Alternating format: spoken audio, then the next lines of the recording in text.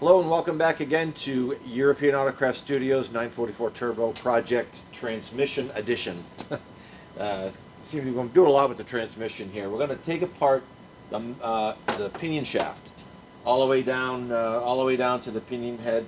Again, we're not changing these bearings, so we're not going to do a pinion depth measurement ahead of time. If for any reason I see that we're going to need to replace it, I'll put it back on and we'll do a pinion depth measurement. It's a 385 bar, a little more progress. I got the 385/14. Pretty much everything's still available. I can only afford to buy them a little bits at a time. This one came out of China, but it is the original one made in Germany. Apparently, there's just a lot of them there. They have a lot of miscellaneous parts. Brand new, it came in the bag. What that's going to do is screw right into the center here, and the dial indicator will go on this end, and this directly drives the dial indicator. So once this is in there, the little screw-in tip will contact the top of the pinion head, and we'll rotate this back and forth and get our reading on the dial indicator based on the exact amount we set this to. So that's the latest update on the 385 bar. We'll get more in the future. We're going to be filming on location today, which is going to be exciting. My press isn't big enough to handle the size of the gear to fit down through the channel. So we're going to go over to Kurt's and use his press right next door here on location in Kurt's shop. Very exciting day. These are some miscellaneous tools we're going to use. Snap ring pliers. The snap rings are usually in there pretty tight, so I might have to tap them out with a punch.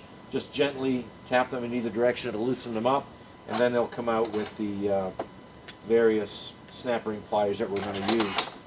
We'll start here with first gear, press that off and go down the line. I'm going to try to get all the snap rings here, all the different sizes, so when we set this shaft back up and press it all back together again, we can get this exactly where it needs to be. It might already be okay, but we'll do that as a procedure like outlined in the service manual, so you can see it done correctly. Mostly correctly. Anyways, I've been watching the videos a little bit myself, and I noticed some things I'll talk to you about at the end of this video. A little concerned about, nothing too serious, but I think it's important to mention. And that's it. So we're going to gather up all these tools, go over to Kurt's. One other tool is this is the bearing press tool that we're going to be using.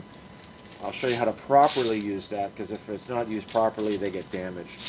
I have it threaded all the way out because I have to unscrew the whole thing to get it to fit around first gear. But you'll get to see that in action. So that's it. We'll see you at Kurt's. All right, here we are on location at Kurt's shop. He's right next door to me. And honestly, I wouldn't have a business if it wasn't for Kurt. He lets me use all his tools. When I get started, I rent from him. I'm a little late on the rent sometimes, most of the time, and he's always there for me with everything I need, so he's been great. So here we are now. We're going to start at the beginning, right? Okay. In the service manual, you can see we're pressing off first gear, although they call it second gear for some reason. But we're gonna push off first gear, and then go down the line. Just to remove all the gears off the shaft. But in the middle of all of this, we're going to have some snap rings and to take off, and that is these here. As we come down the line, we're going to be removing snap rings to take off the rest of these pieces. And these pieces are going to these snap rings are how we're going to adjust some of the end play on the gears. So that's how we're going to be doing this. And there's the actual shaft in the parts diagram. Just the lower section we're doing today. And we're not going to take the synchronizers apart yet. Maybe we'll start that next week, but I'll show you how all that works inside. It's pretty simple stuff. So that's where we're going with these. I'll just put these up out of the way. Oh, they don't go there. Okay, so we'll put those right here.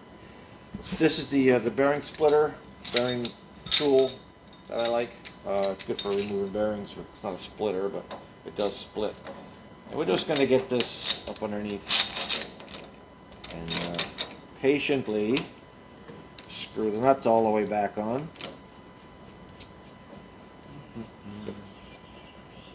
Probably a good time to go get a coffee or something. Or, I don't know, maybe grab a pint. We don't want to squeeze too tight, but we do want make sure we have as much surface area as we can on the gear. That's just always a good practice. Alright, so we're just going to drop it in the press with the press plates under the bolts. If you do it this way, I'll show you. I've seen this done. This will work to a point, but it destroys the tool because it'll bend the bolts. I've seen it done. That's the only reason I'm showing you. A lot of you guys already know you don't use a tool like that. So we're going to go like this.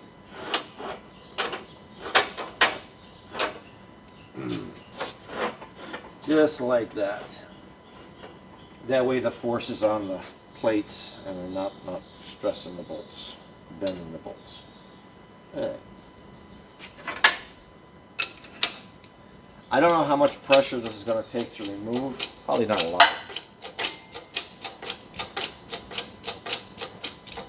One day in our ultimate shop, I'd like to have a press that has all the press tools, pipes. Right now we use sockets and other things to help us push these parts off. Here we go.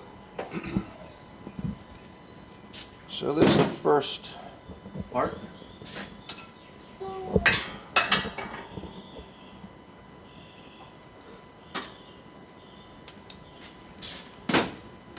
Pinion bearing. It's in really nice shape. Let's loosen these up a little bit.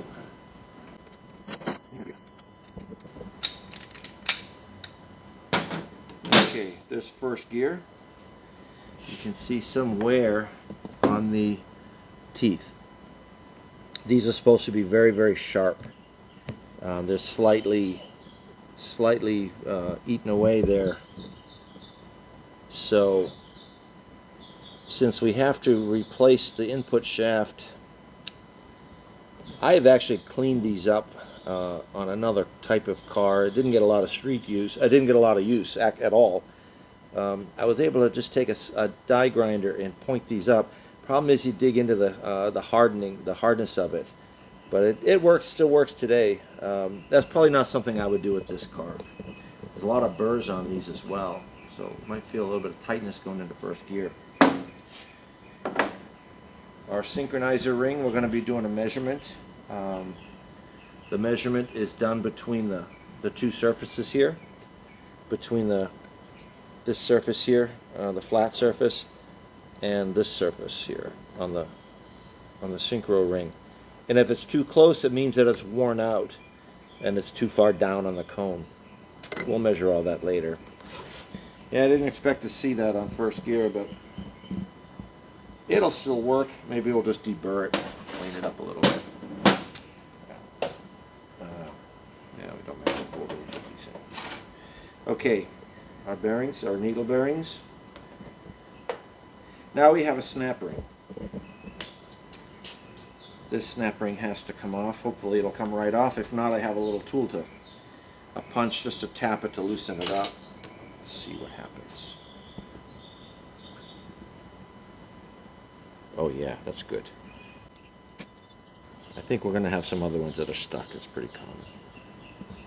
Okay, and there's our first snap ring here. We're just going to... that's still pressed on pretty good, so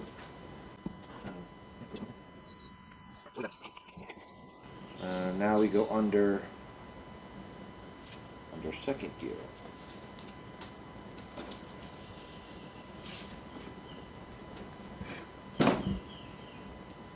So we'll set the tool up under second gear. I don't think we're going to get that on there that way. So here we go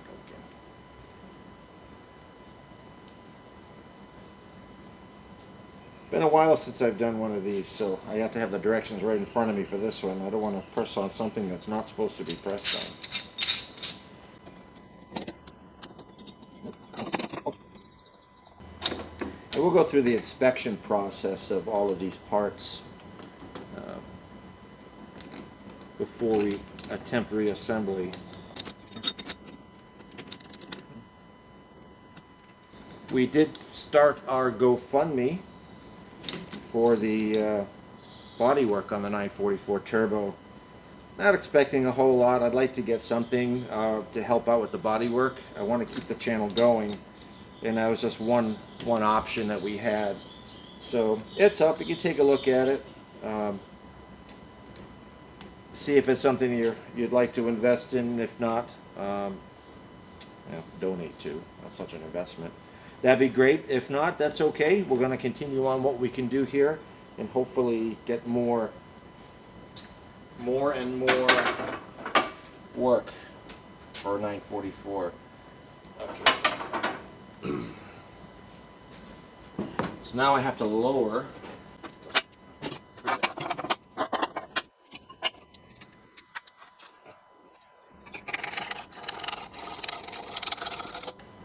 Okay. How much pressure shouldn't take too much? Yeah, that's not moving.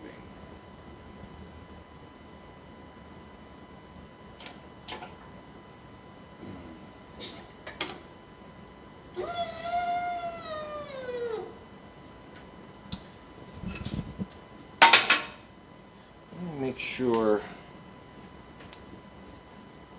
pressing on the right thing. There's a lot of pressure there. Just okay.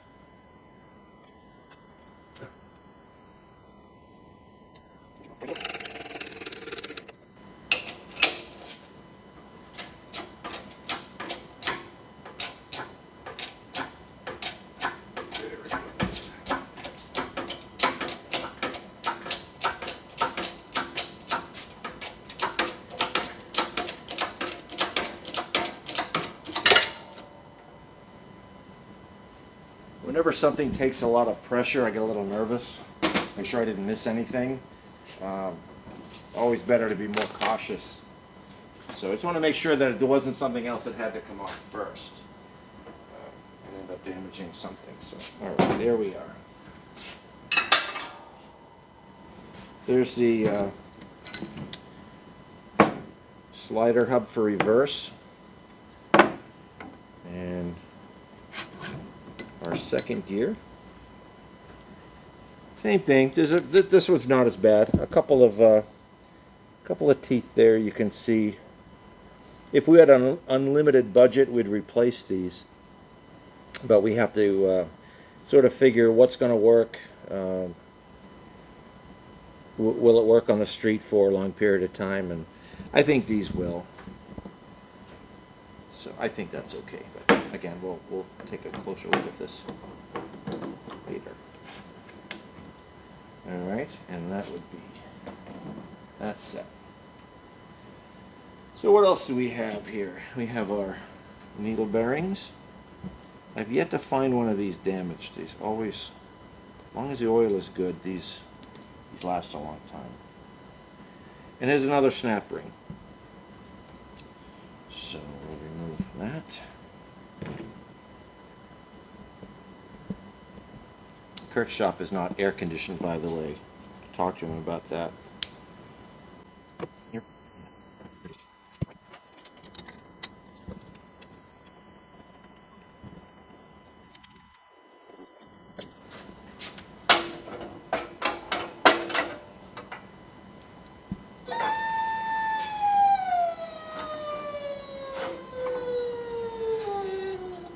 It's such a cool sound, isn't it?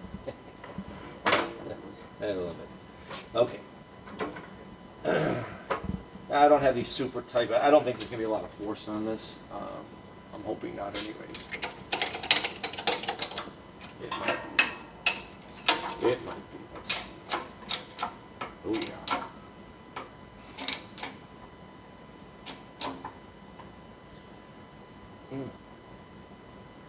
Yes, there is.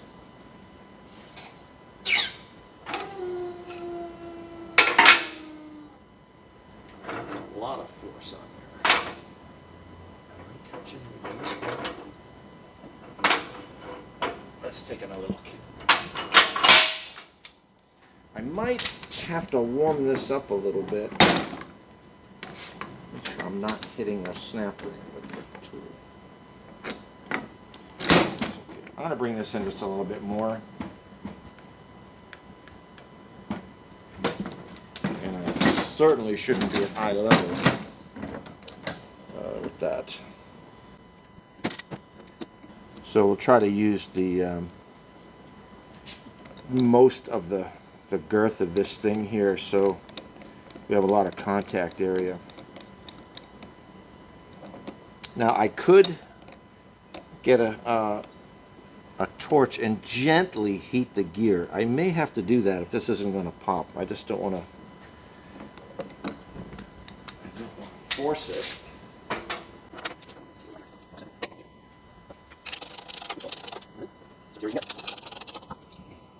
There's a board here just in case it pops out. I don't think it can.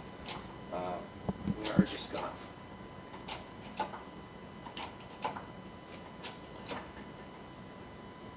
Wow.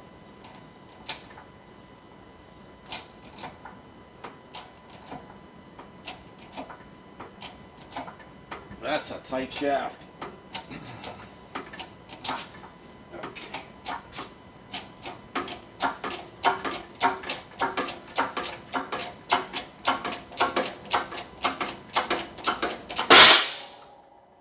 All right. So when we go to put this back together, we'll heat the gear on a hot plate. I forget the temperature they recommend, and we'll throw the pinion shaft in the freezer overnight. That should help a little bit. That's that.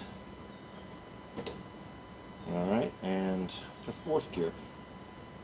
Let's get these fingerprints all over my paperwork.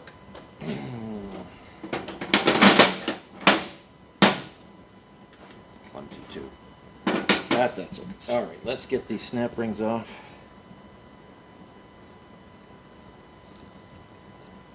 Very nice.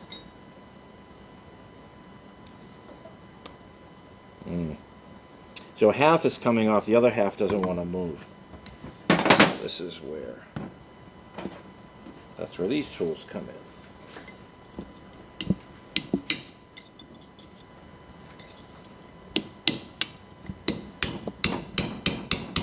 Just to loosen it up a little bit.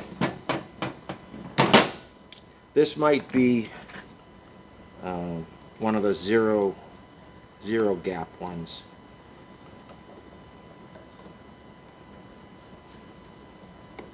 Where there's no gap between the snap ring and the gear. Come on.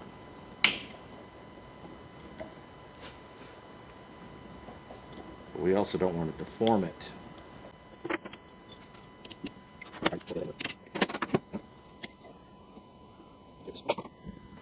It's still round, so that's good. And we can measure these with a micrometer before we put them together, because there is a spec that's called for each one. Ooh, hot over here. Not used to this. All right, now I think we're going to.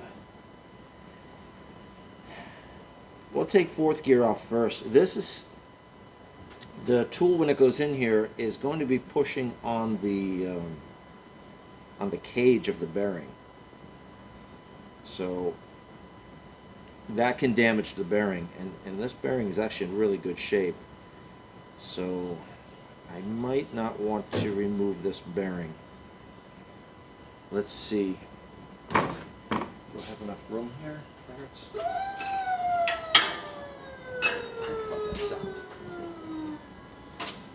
Let's see if I have enough room to get this shaft under there.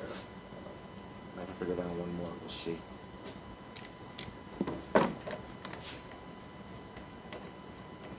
Of course, they put the finest threads they could on this, so. There should be like some happy music playing in the background while I'm doing this, but I know you guys don't like music in the videos, so we won't. Just like kind of hum or something, make something up.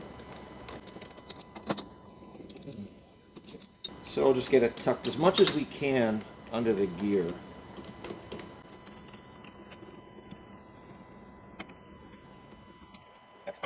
We're good. We're not going to damage the bearing. Right. Let's see, will it fit? Not even close. All right.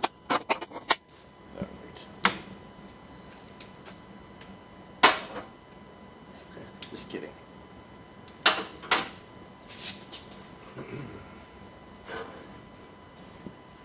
All right, and we're going to have these spread enough so the bearing doesn't come down and hit the plates.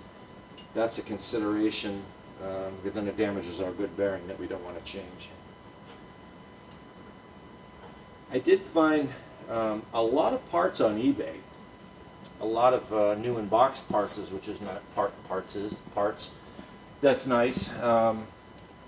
That bearing down there, the one that fits inside the case, inside of the case, I found one for $300, brand new.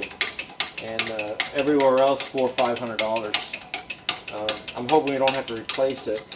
I don't think so. It looks really good, but haven't really done a close inspection.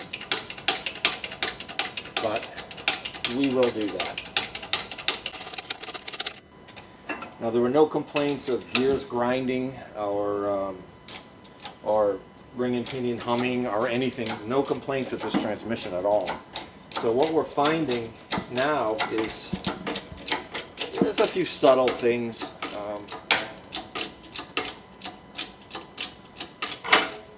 Again, with an unlimited budget, we can do everything, make this thing brand new, but unfortunately, we don't have that.